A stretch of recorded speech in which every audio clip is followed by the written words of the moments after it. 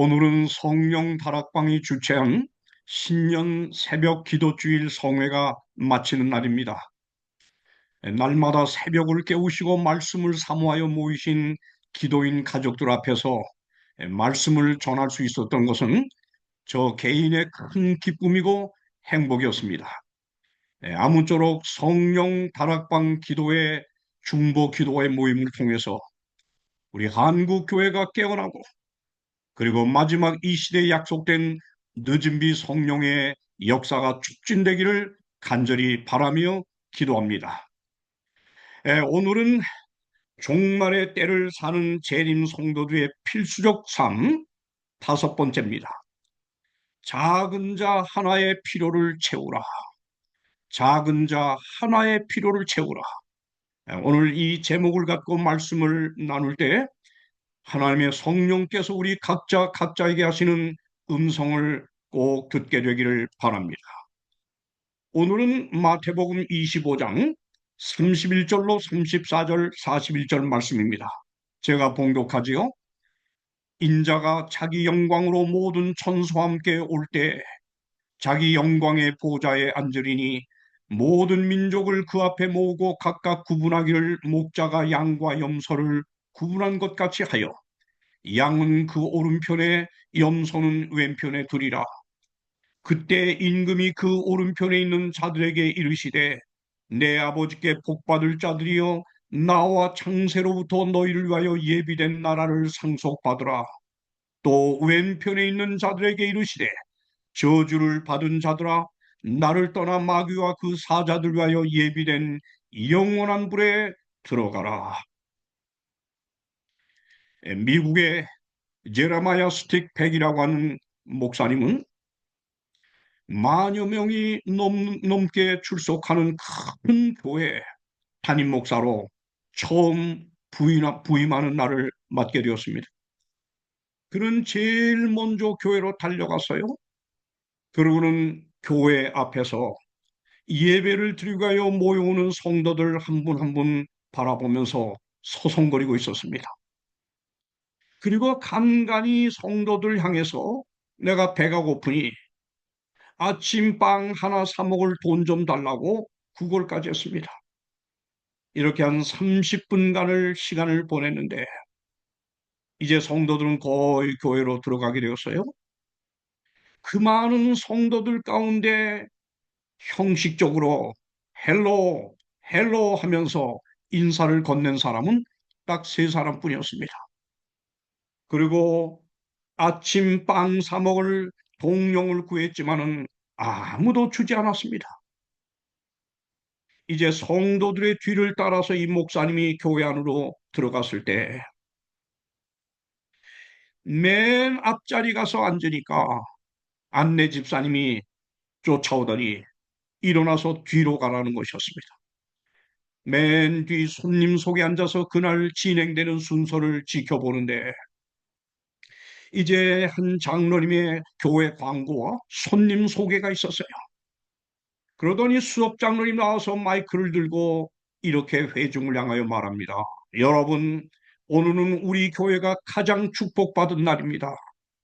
이제 우리 교회를 섬길 그 유명한 제레마야 스틱 목사님이 부임하셨습니다. 이제 환영하겠습니다. 열화와 같은 박수가 터져 나옵니다.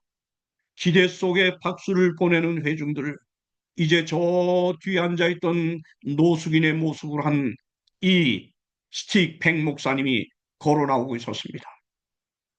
노숙인의 모습을 하고 정문 앞에서 바로 교인들을 바라보던 그분이었습니다. 교인들은 이게 어찌 된 일인가?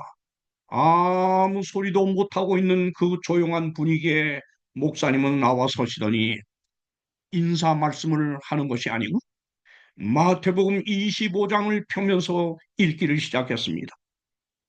그때에 임금이 그 오른편에 있는 자들에게 이르시되 내 아버지께 복받을 자들이여 나와 창세로부터 너희를 위하여 예비된 나라를 상속받으라. 내가 줄일 때 너희가 먹을 것을 주었고 목마를 때 마시게 하였고 나그네 되었을 때 영접하였고 헐벗을 때 옷을 입혔고 병들었을 때 돌아보고 옥에 갇혔을 때 와서 보았느니라. 너희가 여기 내 형제 중에 지극히 작은 자 하나에게 한 것이 내 것이라. 자, 여기서 이 제레마야 목사님이 이 말씀을 이제 다 하게 되었는데, 미안합니다. 화면이 잘못된, 네. 이 말씀을 다 끝낸 목사님이,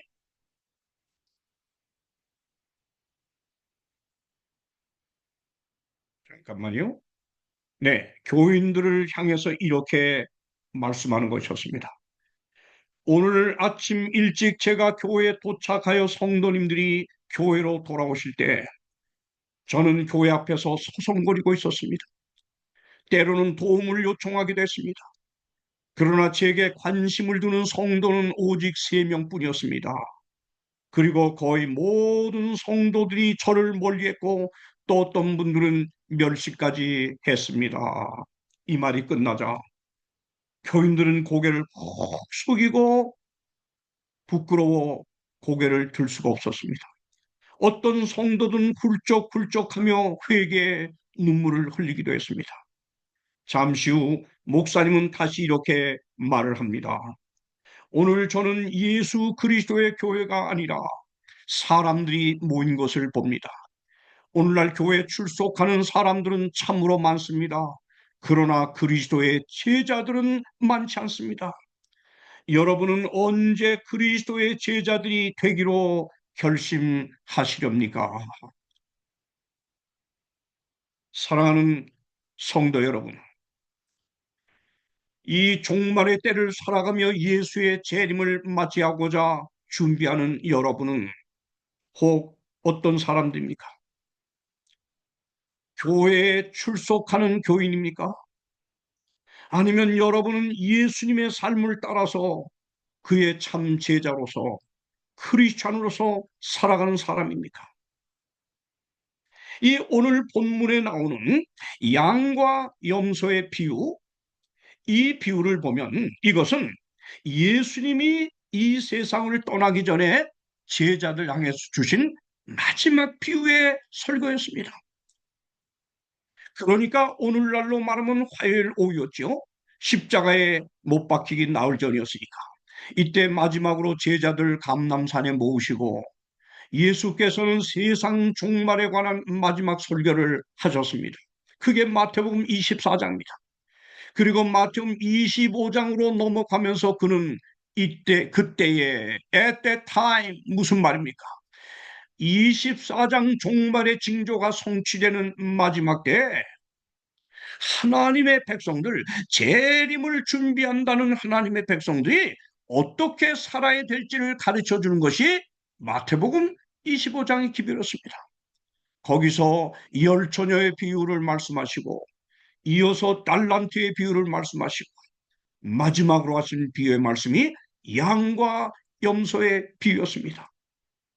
그런데 양과 염소의 비유를 통해서 예수님 재림할 때 세상 종말이 일어날 심판의 장면을 그는 보여주고 있었습니다. 예수님 재림할 때 양으로 예표된 의인들은 오른편에 모을 것이고 염소로 예표된 그룹은 왼편에 모은다고 하는 겁니다. 그런데 이렇게 판결된 두 무리가 똑같이 임금을 향해서 의문을 제기하는 겁니다. 무슨 의문을 제기했을까요? 먼저 의인들이 의문을 제기합니다. 이 의인들이 뭐라 그래요? 우리가 언제 주님이 줄인 것을 보고 주고 음식을 주고 또 목마른 것을 보고 마시게 하였냐고요. 언제 우리가 나그네 되신 것을 보고 영접하였으며 헐벗으신 것을 보고 옷을 입혔나이까 하면서 임금께 이렇게 의문을 제기합니다.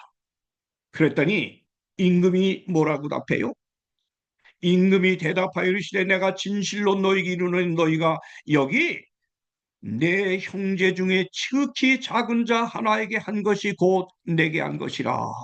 그랬더니 여기 버림받을 자들의 의문이 또 나옵니다.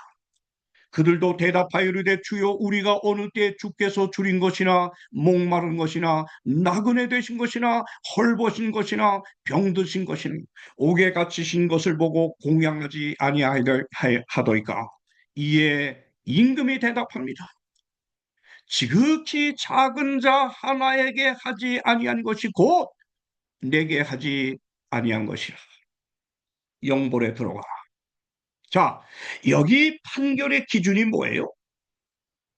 지극히 작은 자 하나에 대한 관심과 사랑을 실천했느냐? 이것이 바로 양과 염소의 비유로 보여주는 마지막 심판의 판결의 기준으로 말하는 것입니다. 바로 이 비유를 갖고 요아킴 제레미야스는 이렇게 말했습니다. 마지막 심판에서 하나님께서는 실천해온 믿음을 찾을 것이다. 무슨 말입니까? 우리가 어려운 자를 도와주고 사랑을 베푼기 때문에 구원에 이르는 게 아니라 우리가 정말 그렇게 하는 행위라고 하는 것은 내가 정말 살아계신 하나님을 믿는 산 믿음을 가진 사람임을 보여주는 증거라고 하는 것입니다. 레몬 모리스는 이렇게 또 기록했습니다. 우리는 은혜로 구원받고 행함으로 심판받는다는 것이 성경 전체에 공통된 그림이라는 것을 명심해야 한다. 그렇죠? 우리가 행하는 일들은 우리 안에서 역사하는 하나님의 은혜의 증거이다. 무슨 말입니까? 우리가 정말 살아가면서 힘들게 살아가는 작은 자에 대한 관심을 갖고 사랑의 실천을 생활화한다고 하는 것은 내가 정말 하나님의 은혜를 받은 믿음의 사람, 하나님의 사람임을 보여주는 하나의 증거일 뿐이라고 하는 것입니다. 사랑하는 여러분, 그러므로 오늘 우리가 여기서 꼭 생각해 봐야 될 것은 왜 하나님께서는 이 종말의 때를 살아가는 저와 여러분을 향해서 꼭 실천해야만 할 삶, 지극히 작은 자 하나에 대한 관심과 사랑을 나누라고 하는 것인가? 왜 그럴까요? 무슨 이유일까요? 그 이유를 하나님께서는 세 가지로 우리에게 답을 주고 있습니다. 첫째입니다. 첫째, 오직 지극히 작은 자 한 사람에 대한 사랑의 실천이 이 타락한 사람의 마음을 변화시키는 하나님의 능력으로 작용하기 때문입니다. 여러분, 죄로 인하여 타락한 이 인간의 마음, 이 돌같이 굳어진 마음은요, 어떤 논리나 이론이나 교리나 철학, 심리학, 어떤 것으로도 바꿀 수가 없는 겁니다.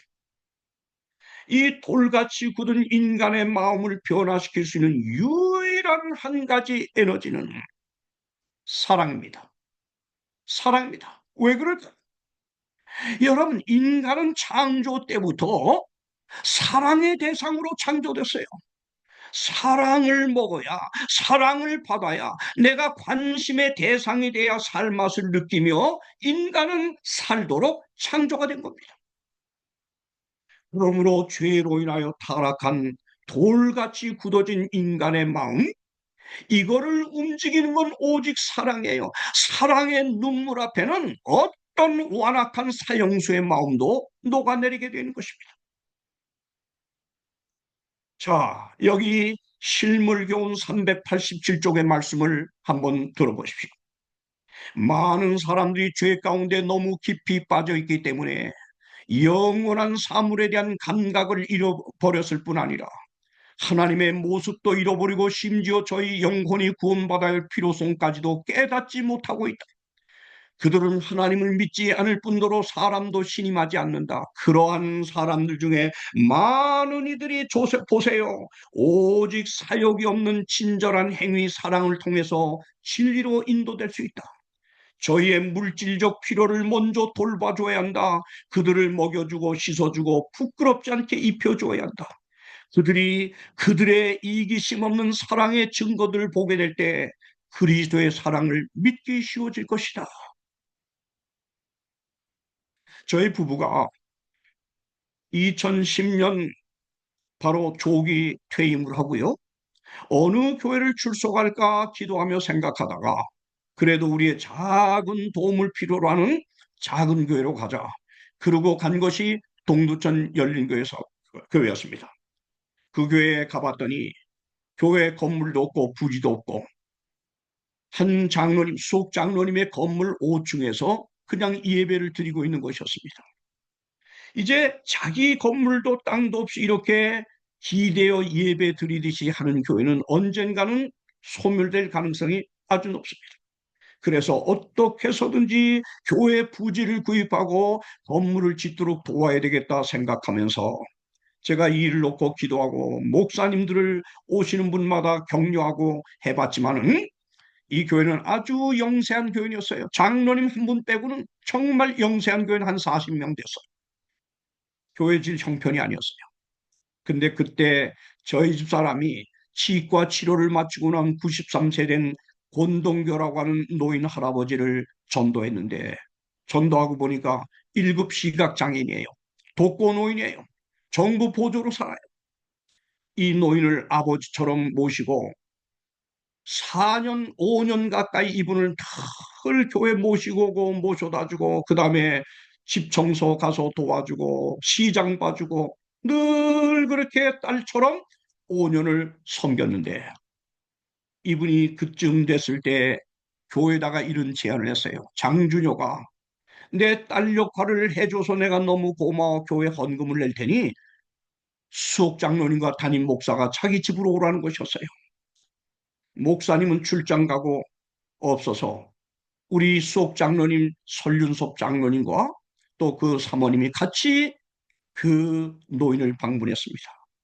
정부 보조로 독거노인으로 이렇게 영세하게 살아가는 노인이 감사해서 하나님 앞에 내놓는 봉투가 20개인데 한 봉투에 5만 원권 20장씩 들었는데 2천만 원 내는 거예요. 우리 수석 장로님이 충격을 먹었어요. 감동을 먹었어요.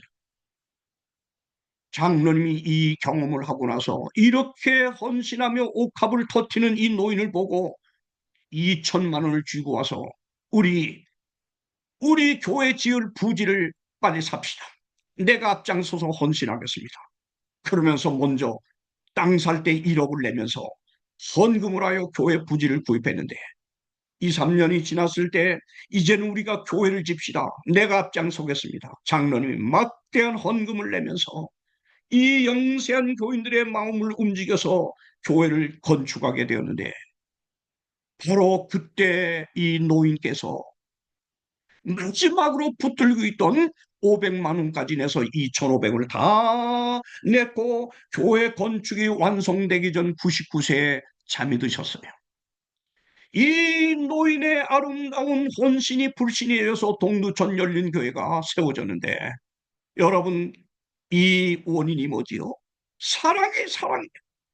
그가 사랑을 받을 때 그 닫혀져 있던 마음이 열리면서 하나님 앞에 그렇게 헌신했고 그것은 곧 교인들을 움직이는 에너지가 되었던 것입니다. 오 사랑하는 여러분이요. 왜 하나님이 우리에게 살아가는 삶의 현장에서 지극히 작은 자에 대한 관심을 갖고 사랑 실천을 생활하라고 하느냐? 나와 같이 모든 일에 모든 사람을 기쁘게 하여 자신의 유익을 구하지 아니하고 보세요. 많은 사람의 유익을 구하여 어떻게 하라고요? 그들로 구원을 받게 하라. 우리 사랑을 실천하라고 하는 하나님의 이 명령의 목적, 이유는 이것만이 사람을 마음을 열고 바로 진리를 받게 하는 에너지이기 때문인 것입니다. 사람을 구원하는 데는 사랑이 빠지면 안 돼요. 여러분 우리의 교리나 다니엘 계시록을 여러분 가리키면 이게 옳고 그른 머리는 변화시키지만 돌처럼 굳어진 죄인의 마음은 열 수가 없는 겁니다. 우리는 꼭 살아가는 삶의 현장에서 사랑을 실천함으로 작은 자에 대한 관심을 갖고 사랑을 실천을 생활함으로 이 시대에 꼭 살아야 될 필수적 삶, 사랑을 실천하시기를 바랍니다. 두 번째로 우리 삶에서 사랑을 실천하라고 하시는 하나님의 두 번째 의도가 뭐냐? 보십시오. 둘째, 오직 지극히 작은 자 한 사람에 대한 이 사랑의 실천이 성도들의 성품을 개발시키는 이게 하나님의 방법이에요. 네. 여러분, 우리 인간은 다 이기심을 갖고 태어났어요. 그런데 이기심이라고 하는 건 그냥 방치해두면 점점 독보수처럼 자라가지고 마지막엔 멸망으로 이끄는 거예요.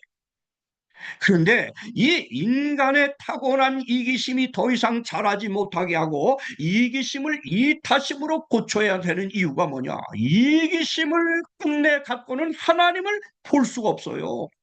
재림의 날 예수님을 얼굴과 얼굴을 맞대어 볼 수가 없는 거예요. 이기적 존재는.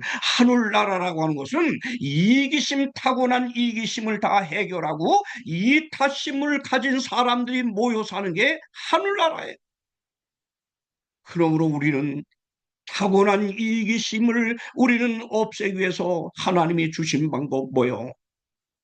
바로 지극히 작은 자 하나를 돌아보며 사랑을 실천하게 내가 희생하며 나누는 것을 생활하면 내 성품이 개발된다는 거예요. 성품이 변화돼요. 그래서 요한일서 4장 8절 뭐예요? 사랑하지 않은 자는 하나님을 알 수가 없어요. 사랑을 실천하면서 우리는 하나님을 배워가는 겁니다. 하나님을 알아가게 되는 겁니다. 여기 한번 보십시오. 여기 영감의 책 구호봉사 318쪽은 이렇게 기록하고 있습니다. 우리가 그리스도인 성품을 개발시키는 일은 고통당하고 괴로워하는 자들에게 그리스도께서 하신 것처럼 어떻게 해요? 봉사함으로 그리스도의 사업을 행할 때 이루어진다. 그렇지요. 어려운 자, 고통당하는 자를 위하여 봉사할 때 성품이 개발된다. 교회 증언 4권 31쪽은 이렇게 기록합니다. 인내성 있게 선행을 계속해 나감으로 일회성으로 하는 거 아니에요. 응급에 조치하듯이 하는 게 아니에요. 인내성 있게 선행을 계속해 나감으로써 그대는 품성의 결함을 극복할 수 있을 것이다.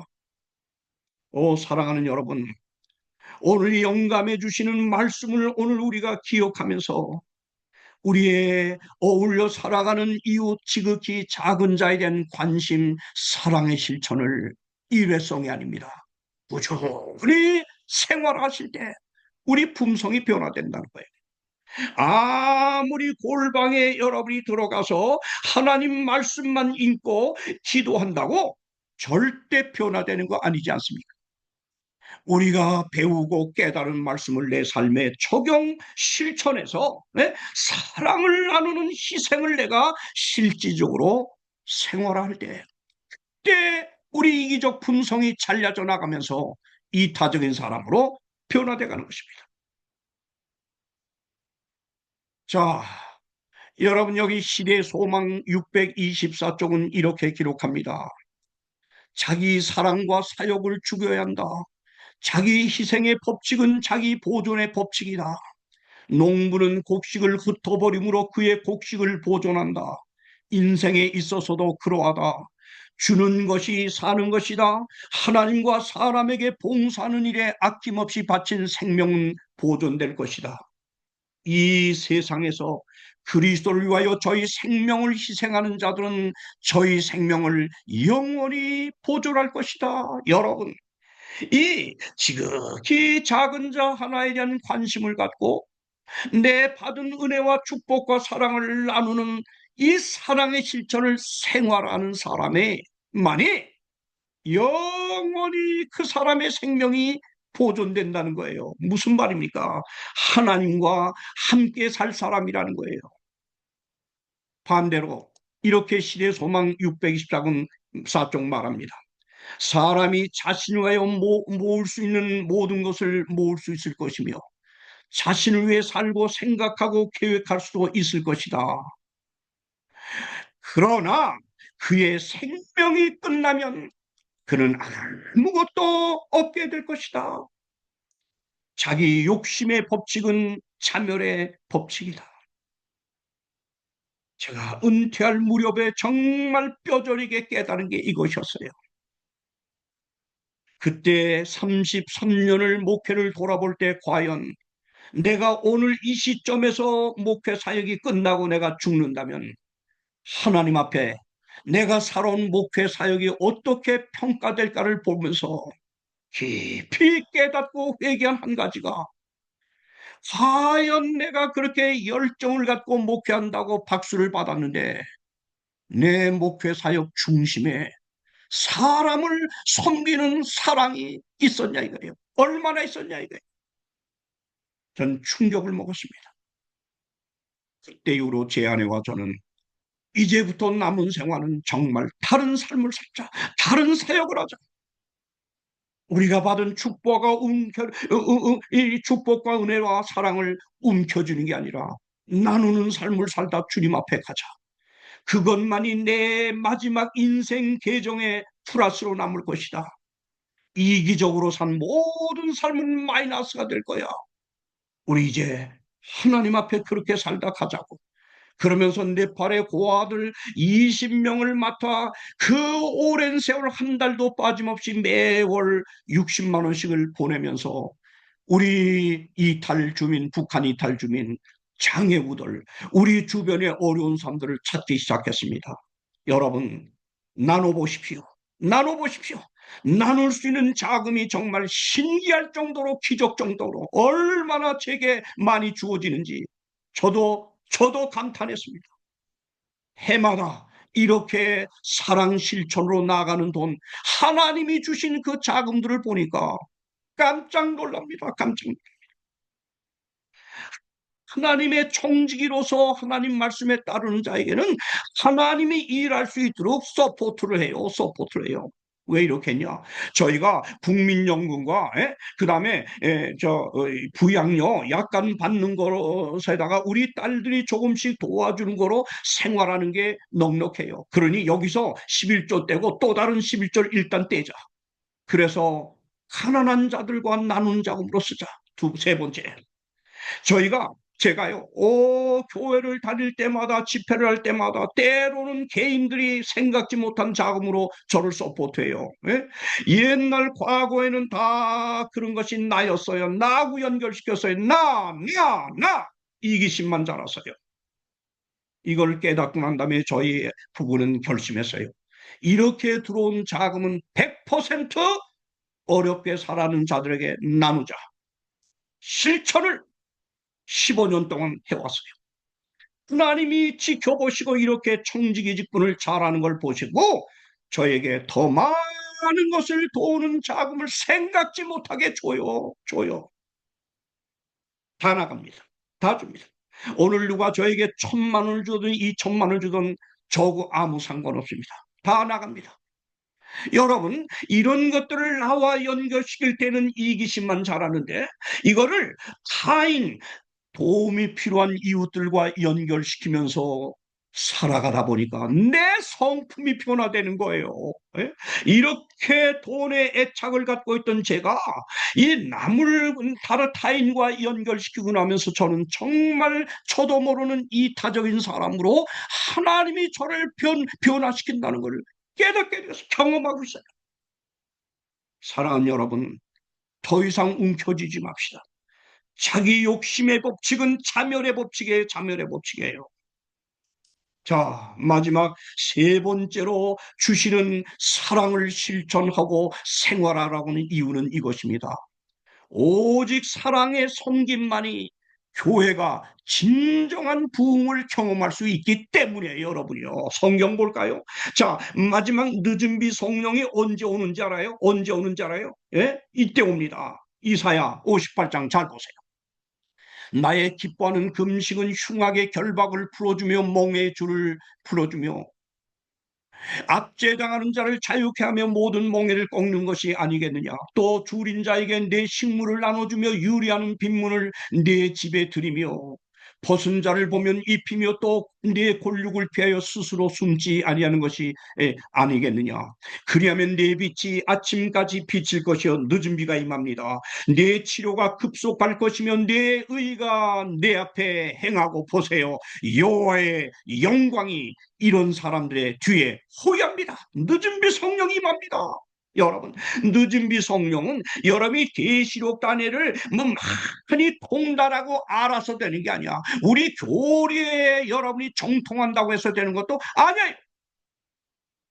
늦은 비 성령은 타고난 이기심을 하나님의 십자가 앞에 다 내려놓고 비워진 마음에 여러분 하나님의 사랑 은혜를 담아 나누고 베풀며 사랑을 실천하며 하나님을 배워 나갈 때가 되면 그런 자들을 하나님이 일제히 모아서 세상 복음 사업을 마치는 늦은 비 성령의 역사를 일으킬 줄 믿습니다. 사랑하는 성도 여러분, 주님은 곧 오십니다.